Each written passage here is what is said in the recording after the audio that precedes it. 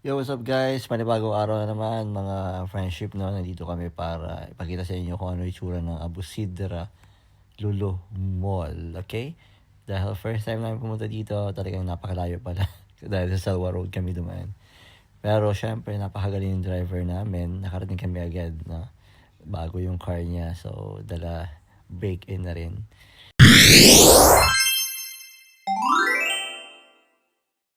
So yun guys, ito yung place. Meron pang pwedeng maglaro yung mga bata, no? At yun nga, nagpark kami sa ilalim.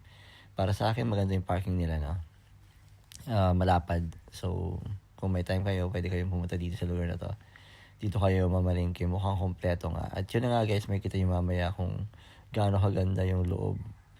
At mukhang bagong-bago pa itong mall na to, no? At yun, ito na nga kami, akyat na kami. Ayan, kagaya ng ibang mga lulo, no? Siyempre, hindi mawala yung escalator. Pero tingnan nyo naman yung kanilang design sa loob, di ba? Kakaiba. At eto, dito yung kanilang mga product, no? Meron ditong iba't ibang kayong makikita, kagaya ng mga milis na kayo mag-camping.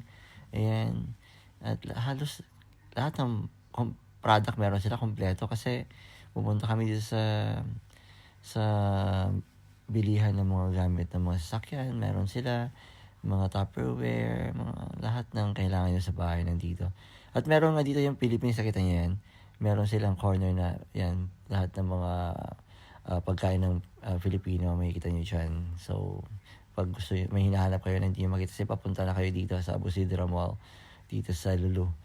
Merong Korean food, merong Japan, meron ditong Thailand, meron din ditong Sri Lankan, at Indian, lahat ng mga Asian food makikita nyo dito.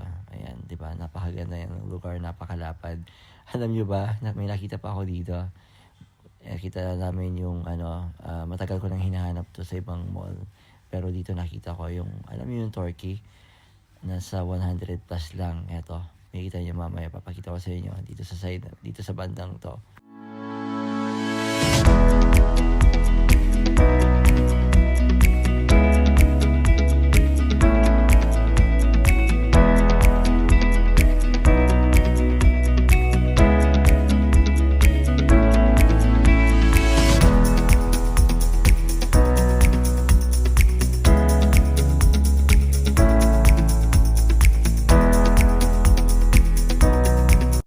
At eto guys, ito yung Turkey. So, di ba, nasa 100 lang, 100 plus lang. Pwede na kayong magluto ng turkey ngayong Christmas at syempre sa darating na New Year na. At yun guys, napakaganda ng place. At eto na nga, pauwi na kami. Thank you for watching.